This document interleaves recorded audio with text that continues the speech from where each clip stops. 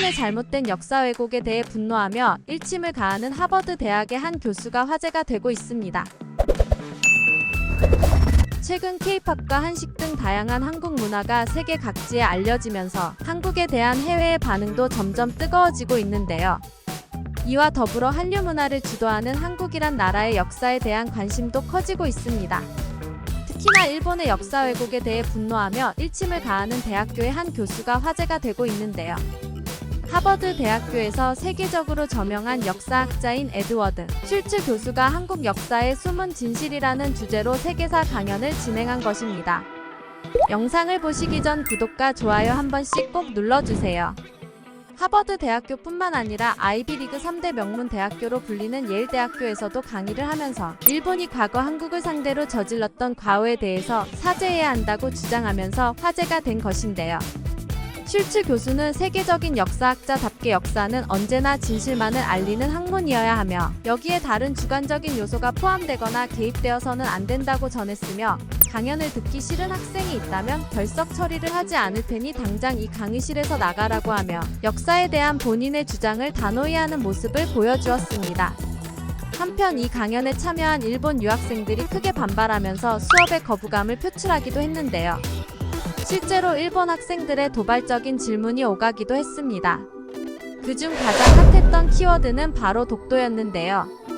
강의에 참여했던 일본의 한 유학생은 다케시마는 한국의 영토가 아닌 분명한 일본 고유의 영토이다라고 주장하면서 많은 한국 유학생들을 분노하게 했는데요. 이에 대한 슐츠 교수의 답변은 강의실에 있던 전 세계 학생들을 정말 깜짝 놀라게 만들었습니다. 슐츠 교수는 일본 학생의 주장에 어떤 대답을 했던 걸까요? 평소 슐츠 교수의 한국사 수업에서는 한국뿐만 아니라 주변 국가인 일본과의 영토 분쟁에 대한 이야기가 자주 언급되곤 했습니다. 수업에서는 센카쿠 열도나 오키노토리시마 암초 그리고 쿠일 열도에 이르기까지 다양한 영토 분쟁 지역과 분쟁의 원인에 대해 설명했는데요. 이에 대해 슐츠 교수는 일본의 팽창주의는 위험하다며 비판의 목소리를 높였습니다. 이때 앞서 언급했던 일본의 한 학생이 슐츠 교수를 분노하게 만드는 질문들 하게 되는데요. 다케시마도 분쟁 중인 영토 중 하나인데 왜 다 언급하지 않냐는 것이었는데요.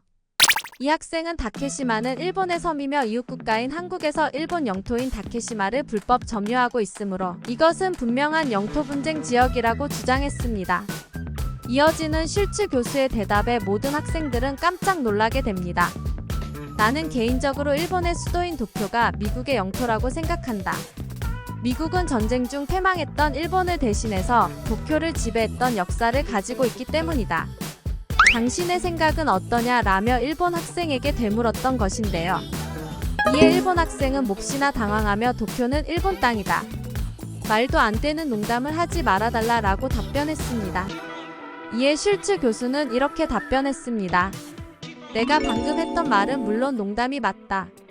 이렇게 내가 아무리 도쿄가 미국 영토라고 우겨도 일본 영토라는 현실은 바뀌지 않을 것이다. 마찬가지로 일본의 정부가 아무리 독도가 일본 땅이라고 주장해도 한국의 고유 영토라는 역사적 사실에는 변함이 없을 것이다 라고 말했습니다.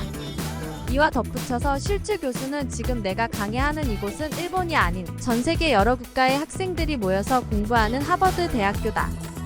때문에 오직 일본 내에서만 표기되며 불리고 있는 다케시마라는 명칭은 잘못됐으며 독도라고 부르는 것이 옳다고 설명했습니다. 이에 일본 학생은 일본의 섬인 다케시마를 영토 분쟁 지역이 아니라고 말하는 이유가 무엇인지 교수에게 질문했는데요. 슐츠 교수는 이렇게 답했습니다. 독도는 명백한 한국의 영토이며 단 한 번도 분쟁 지역이 된 사실이 없다.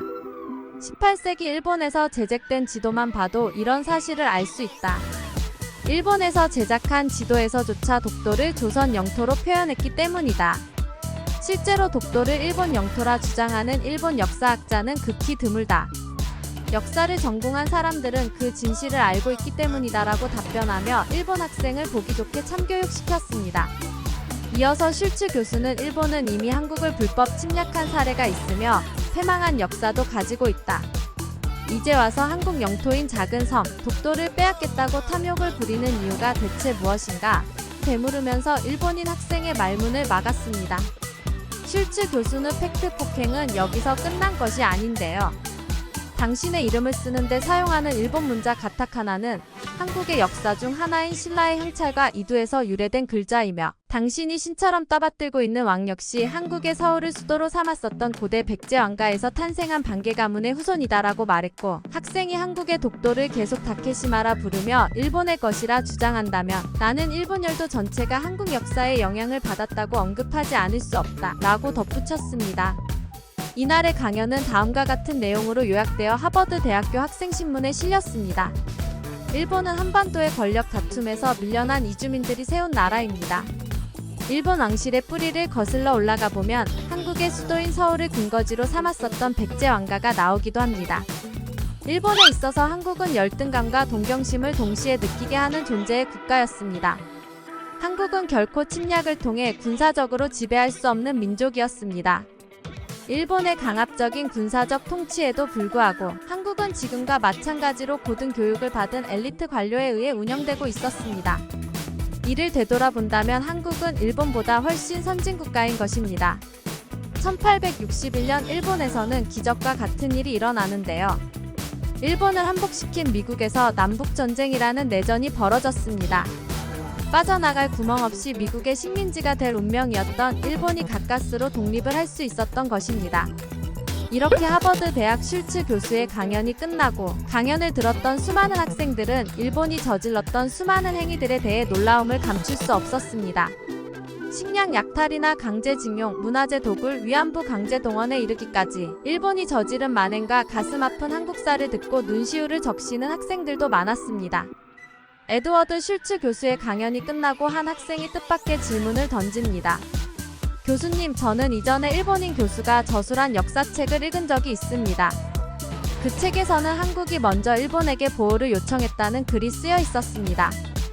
오늘 교수님의 강의를 통해 늦게나마 그것이 잘못된 진실인 것을 알게 되어 너무나 다행이고 감사합니다. 일본이 이렇게 역사 왜곡을 하는 이유는 무엇인가요? 라고 묻자 슐츠 교수는 덤덤하게 대답했습니다. 그 당시는 일본이 한국보다 강대국이었기 때문이다. 역사란 강자의 손에 의해 잘못 쓰이기도 하지만 세상에 영원한 비밀이란 있을 수 없습니다. 일본이 아무리 숨기려고 해도 숨길 수 없는 것. 그것은 바로 일본이 한국과 미국을 비롯한 수많은 나라를 침략하고 많은 범죄를 저질렀다는 사실입니다.